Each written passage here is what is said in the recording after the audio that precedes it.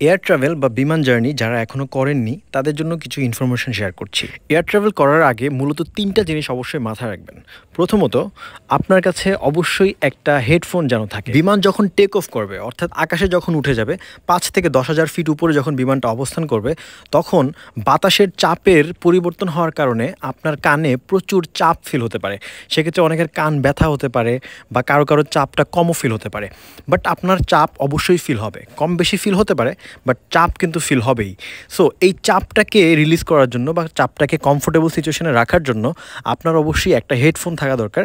গান শুনেন আর না শুনেন, দুই কানে যদি হেডফোন দিয়ে রাখেন, সেই বাতাসের চাপটা আপনার কানে কম লাগবে এবং আপনার খুব বেশি খারাপ ফিল হবে না। ২০১৬ সালে যখন আমি প্রথম এয়ার ট্রাভেল করি, তখন আমি সবচেয়ে বেশি যে জিনিসটা মিস করেছি সেটা হচ্ছে একটা হেডফোন।